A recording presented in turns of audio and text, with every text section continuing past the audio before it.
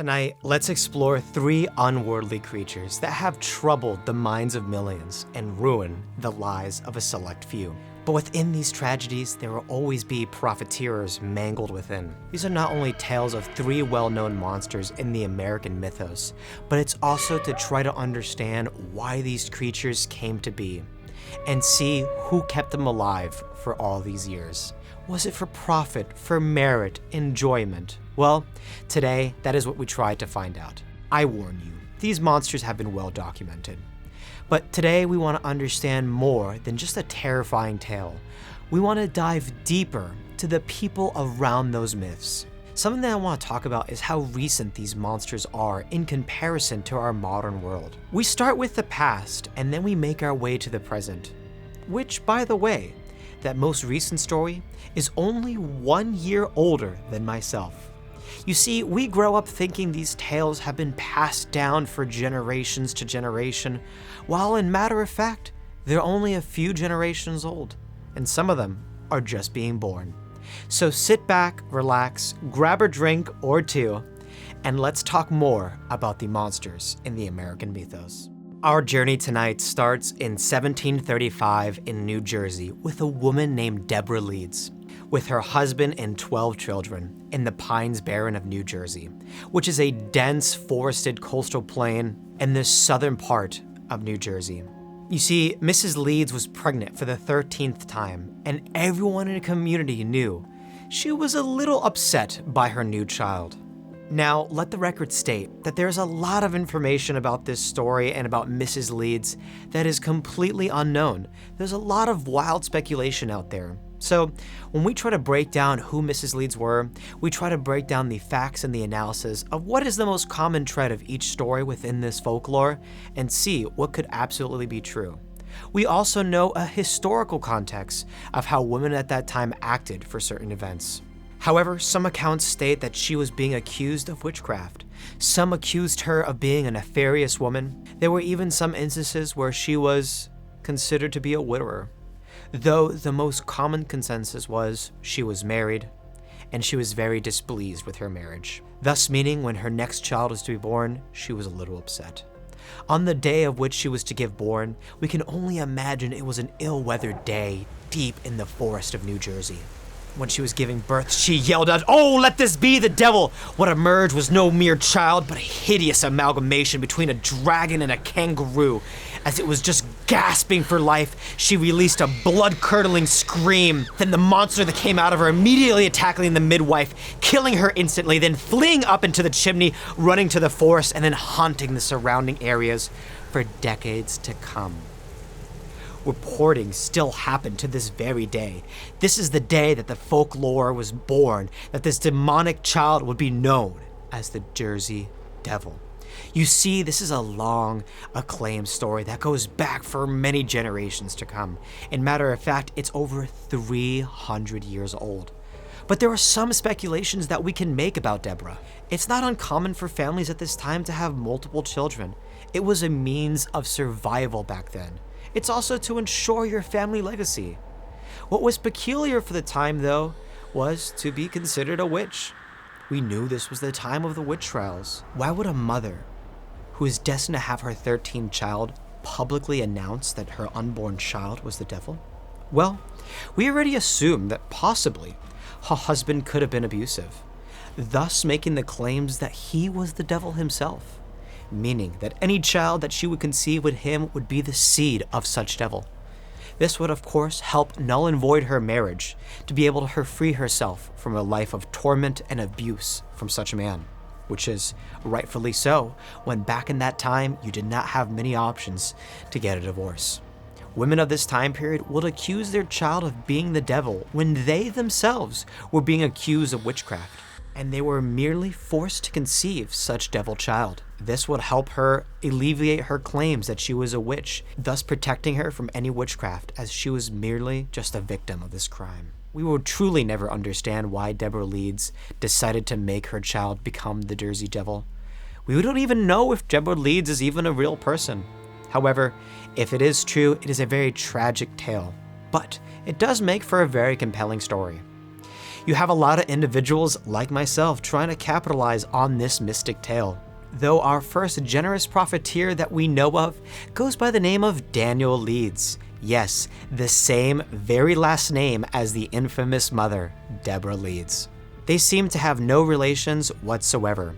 You see, Daniel was a local politician. He was a young Quaker who arrived in the Americas in the late 1600s and settled in New Jersey, and he became involved in local politics and even found himself barking up new business ventures wherever he could. And matter of fact, this led him to start writing his own almanac. Within his writings, he became a little more political leaning, though this did not sway favors with the general public, as he aligned himself with having the American people still align themselves with the British Empire. As you could see, that would probably lose some favorable points in today's polls. Nevertheless, Daniel was a very creative individual, as in his almanacs, he started to write stories of astrology, magic, angels, whimsical creatures, and even dabbled in the occult. When it was time for his passing, he passed down his business of the almanacs to his son, named Titan, who inherited the publishing company in 1720. And at the time, it would feature a dragon-like creature on the cover. You see, he was playing into the Leeds devil rumors, though by the time that Titan inherited his father's almanacs company, he was in a fierce competition with a little-known competitor. That person who he was in competition with was Benjamin Franklin, who published a rival almanac, and of course, we all know who time favored. In order to save his father's business from his fierce competitor, Benjamin Franklin, he tried to depict the Jersey Devil onto the cover to try to salvage his business. However, at this point, it was a little too late, and the Jersey Devil and the almanac started to fade to oblivion. There was still hope for the Jersey Devil's tale to keep on living. You see, the tale of the Jersey Devil gets revived in October 87, where a sentinel started to publish some publications of a strange, peculiar monster that was haunting New Jersey. You see, they talked about a creature that was unworldly, that was like a dragon mixed with a dog, mixed with a kangaroo. It was no bird, but some mere monster that was from the occult or possibly from another world.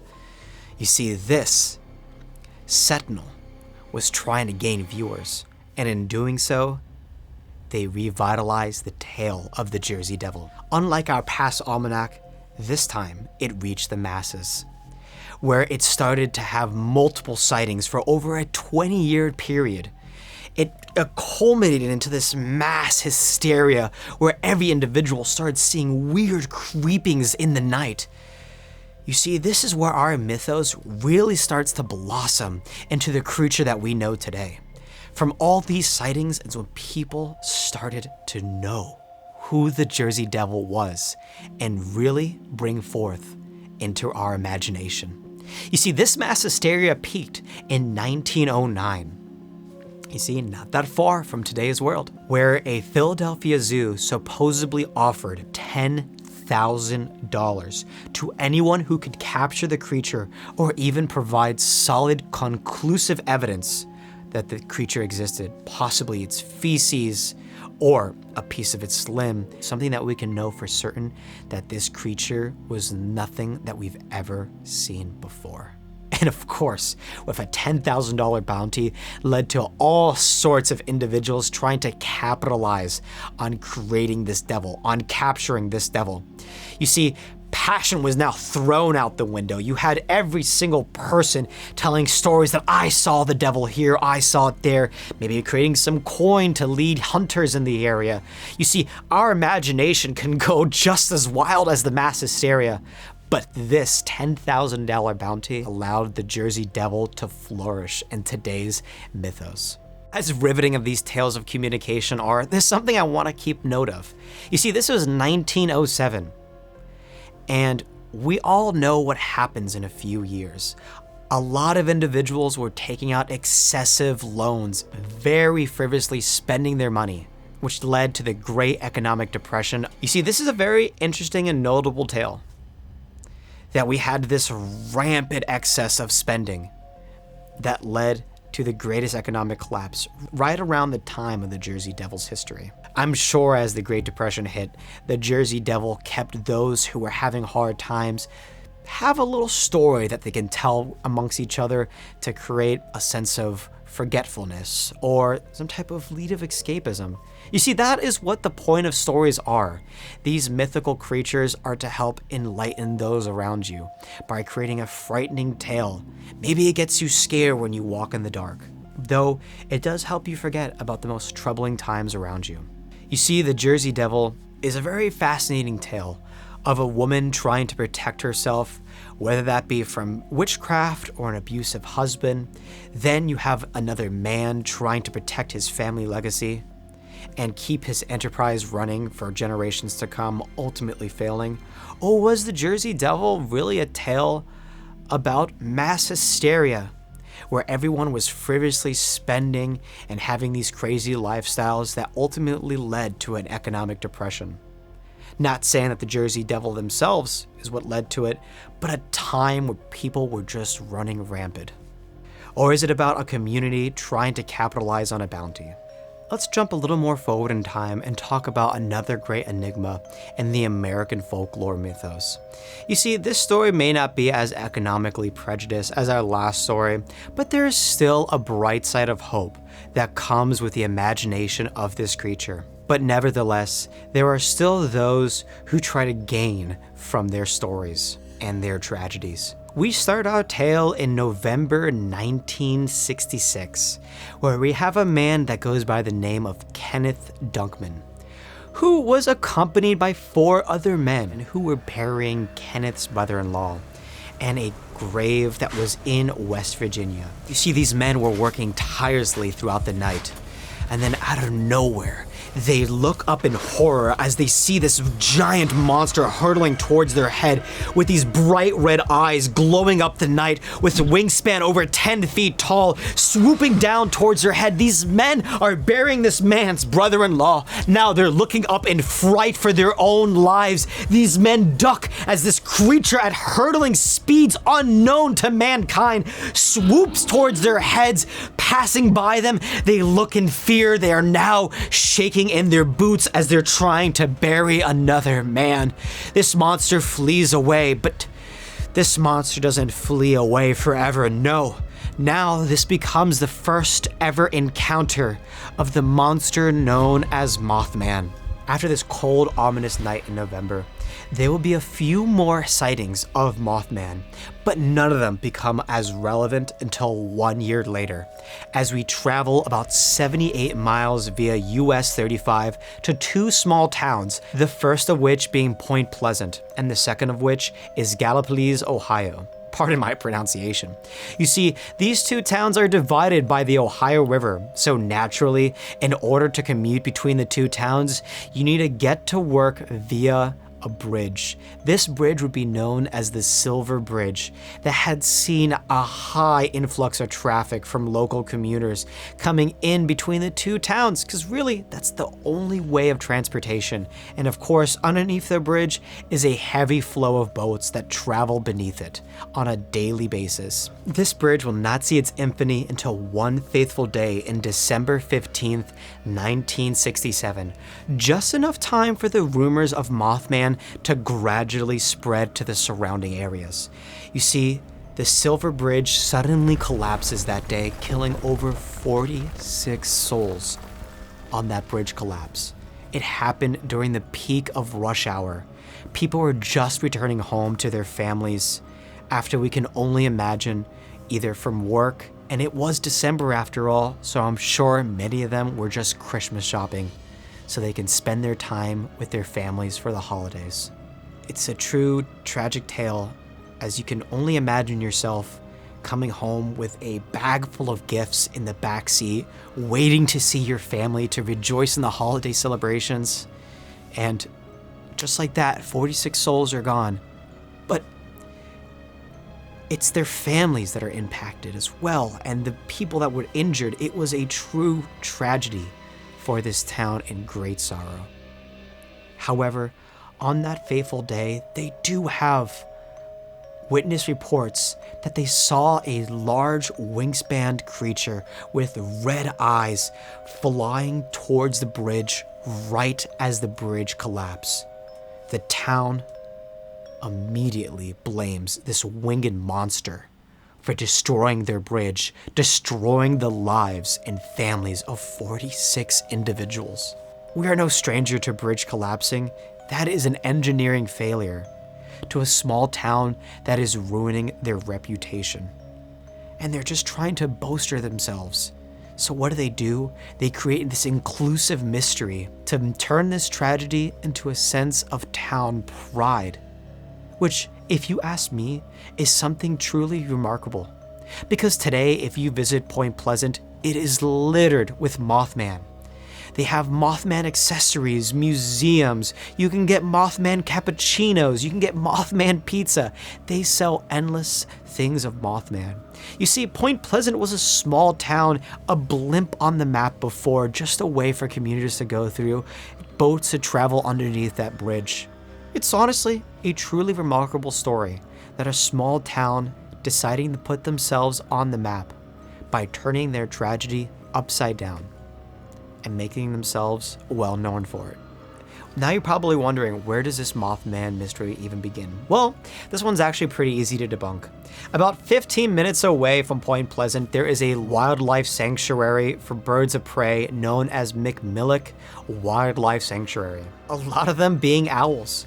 So it probably just hikes itself up to being a large owl that just swooped down at these men. It could have been a snowy owl, a horned owl, a barrel owl, or even a barn owl. Those are owls with giant wingspans. And in the right conditions, if the light shines just right at their eyes tend to glow in the dark, a very beet red. Who knows why this owl decided to swoop down and scare off these men? You see, the beauty of this sanctuary is that it allows the Mothman myth to keep on growing, with everyday citizens having the chance to be able to spot their favorite creature that goes bumping in the night. If an owl swoops down at you, why not add a little bit of flair to that story and say it was a mythical creature known as Mothman? Now let's move on to our next tale. I've always been intrigued by this story because as a child, I learned about this mythical monster. I didn't know about the Jersey Devil or Mothman until, well, a few months ago when one of my really good friends decided to take a trip down to Point Pleasant himself and took all these great photos of Mothman, and it led me down this rabbit hole of these mythical creatures. But this one I knew about since I was a very young lad. However, it's kind of funny because this story is actually only 1 year older than myself. You see, when I was growing up with this tale, I thought it was a monster that was from generation to generation. They knew about this creature and that it was tormenting them. As a young child, I was fascinated about this monster that was terrorizing these people. But now, it seems that it was actually more relevant in media and folklore than I could have ever imagined. I can vividly remember being around a campfire and my neighbors telling terrifying tales about this beast. In my young mind, I believed this legend had spanned generations, but in fact, it was no older than the people sitting next to me. I remember even seeing it in cartoons and being like, wow, this is a monster that has been around for a very long time. See, the Mothman tale, for example, emerged in the 1960s, which is relatively recent in terms of folklore. Now let's journey to an August afternoon in 1995 in Puerto Rico with a woman named Madeline Toronto, who was helping her mother move into a new home in the Barrio Campo Rico neighborhood located in northeastern part of Puerto Rico. As she looked out of the window as she was helping her mother unpack for her new house, she noticed a man driving by with an expression on his face that represented sheer terror. We all recognize this look. If you haven't personally seen it, you will recognize it immediately. It's a face that when you see it, your heart starts to race for that individual. Your adrenaline starts pumping, your eyes dilate. You have a moment, a decision where you have to think about fighting or flighting. And what that man saw was a creature with 2 legs, with an abnormally large, dark gray eyes, tiny holes for nostrils, a slit for a mouth, teeth that are designed for penetration, and a body that is small but nimble that can move quickly throughout the night, swiftly without even leaving a trace. This creature was 4 feet tall with long arms, had spikes, possibly feathers on its back. She later described it as having movement that was almost robotic. When Madeline realized what she saw, she let out a blood-curdling scream, causing Miguel, her husband, to cause a fight-or-flight reaction, and it was to fight. He went down chasing that monster. He looked that monster straight into its dark eyes. The monster looked right at Miguel, let out a blood-curdling scream, and it decided to flight away, run into the forest like a coward it was. But Miguel stood strong, valiantly protecting his family. Then on that same very day, neighbors saw the same exact thing, even adding that his eyes would glow in the dark. Soon after, local farmers started reporting they found their cattle lifeless, with mysterious bite marks and their blood completely drained from their body. Yes, today we are talking about the chupacabra. This blood-sucking animal killer traveled all over the world with reportings in Miami, Brazil, Chile, Australia, the Philippines, and even Russia. There are hundreds of stories about the chupacabra. But that's not what I want to talk about today. I want to talk about how this is a modern-day story that we can actually look back and see what is the cause of this mass hysteria. You see, this is the mid-1990s. And there was a new fear that was going around globally, just like the chupacabra, and more specifically in the Americas, and that was mad cow disease. It was a terrible disease that infected cattle, and it was very dangerous to humans. I can only imagine that these farmers heard about this devastating creature and decided to protect their livelihood with it. You see, their farmers could recognize when their cows had mad cow disease. If they were to kill their cattle from a disease, then their local community will think that their meat is tainted, destroying their livelihoods and their reputation. So, what these farmers would do, in my imagination, is that in the middle of the night, these farmers would slaughter their own cattle, leading the blood to dry, then making a spectacle of it, making the chupacabra the scapegoat for killing their cattle to protect their livelihood, to prevent the spread of mad cow disease. You see, with our modern lens and our geopolitical climate, we can understand more in-depthly on why these mythical creatures came to be and what emotions were affecting the current socio-economic climate of the time. That's the beauty of legends, is that they don't happen independently of the current state of the world. They tend to emphasize the anxieties that are plaguing society at that very moment. They sometimes arise from individuals or communities that are trying to capitalize on a myth, whether that's a mother fleeing from abuse, a town preserving its reputation after a tragedy, or farmers trying to protect their livelihoods. Every tale we hear has a reason behind it, and I wanted to explore those reasons with you today. I just wanted to say thank you for watching today's video. It means a lot that you stuck around this long, and if you have any suggestions, please feel free to comment them. I would love to look at them and possibly make a video about it. I want to make more videos, but I will warn you, these videos may be different. Today we talked about monsters, but maybe we talk about a crazy event that happened in history, or we talk about a place that should have never existed and is still operating to this day. I just want to talk about mysteries that can find us and break down their existence. I just want to say one last time, thank you so much for watching. Please enjoy the rest of your evening, and I'll see you in the next tale.